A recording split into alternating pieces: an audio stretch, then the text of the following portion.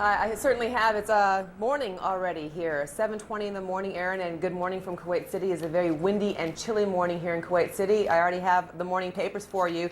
Two English papers here in Kuwait City, and both paint a different picture, or slightly different picture of how they're portraying this war.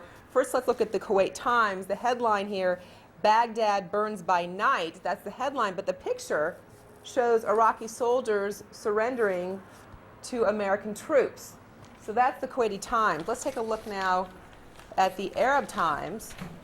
Their headline here this morning, very emotional. A-Day rips the heart out of Baghdad, and it shows the assault on Baghdad. And then two smaller pictures. I'm not sure if you can tell well. One shows American troops in the field, and the other is a small picture of Iraqi troops surrendering. But on the bottom fold, this is interesting. Down here, Kuwait downs Iraqi missile. Dark dawn of oil fires. Two interesting notes on that. First, the downed missile. I myself had a chance to go out with the Kuwaiti Air Force yesterday afternoon, early evening. They took me to see this missile out into the Kuwaiti desert. I'd like to show you those pictures and tell you a little bit about it. According to the Kuwaiti Air Force, it is an Al-Fat rocket. It was shot down in the Kuwaiti desert by the Kuwaitis using Patriot missiles. Both the Americans and the Kuwaitis are using Patriot missiles out here.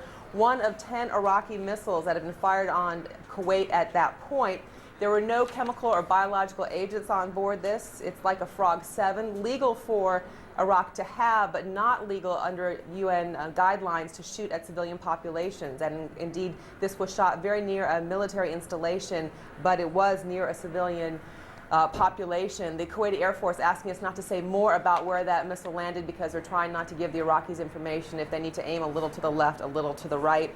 12 missiles so far have been fired on Kuwait, and that last one, the last one coming just after 11 p.m. local time last night. There was another siren, much like the one we shared with you yesterday here. It did mean going down to the basement here at the hotel, but overall it was a much quieter night here in Kuwait, just the one siren to respond to, Aaron. I would imagine that the Kuwaiti military was mighty proud of itself for having knocked those missiles out. The Kuwaiti military took pretty severe hit, literally and emotionally, after the invasion, and I suspect they were pretty proud today. Very proud, and actually this was at this point yesterday, because keep in mind we're 8 hours ahead of where you were, and that I think is why they made it so easy for us to go out there into the desert. They said, basically, meet us on this corner and we will take you out there, and that's exactly what they did. They escorted us right up to that missile. I think, as you said, to point out their work and the impressive work of the Patriot missiles. And just so that you know, two can play the same game on the newspapers, Darren. If you're going to steal my newspaper act, I'm going to have to counter somehow. What camera you want to go to here? This is the Daily Telegraph. This is a terrific, Captured in Compassion is the headline. And just look at that, pull out just a little bit so you can see the picture. These are American forces who have taken a prisoner. On the one side, you see a Marine, I'm almost certain that's a Marine, giving his prisoner water. And on the other side, I'm not actually sure that that gun is intentionally pointed as opposed to being strapped on the side, but they are holding him and giving him some water. Capture and Compassion, the headline. Somewhere along the way, before we leave you tonight or this morning, depending on what part of the country you're in, we should take a look at some of the still photos that have been shot. Those of you who are regular Newsnight viewers know we have, the program has a great affection for still pictures and the power of still pictures.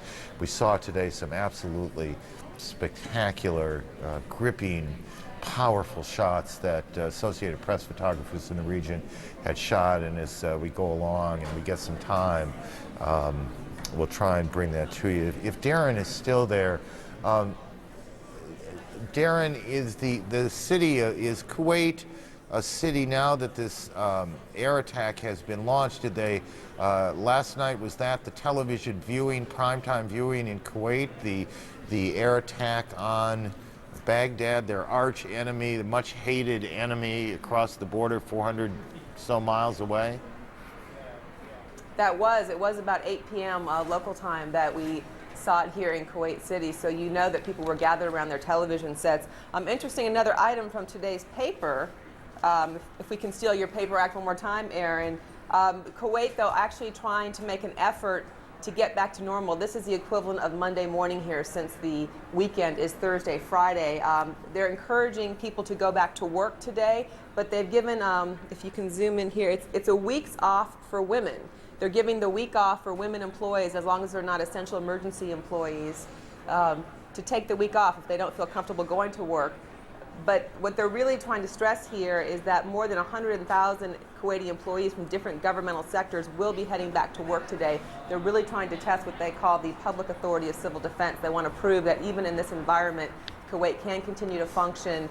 And a question you asked me yesterday about flights, more airlines are starting to fly in and out of here, certainly not at capacity. But once again, Kuwait trying to just be defiant and say it will go on and support American and British troops as they push into Iraq. We can assure you that that week off for women in Kuwait does not apply to you. I can assure you it does not as well. Thank you. Your boss just told me so I know that that's true.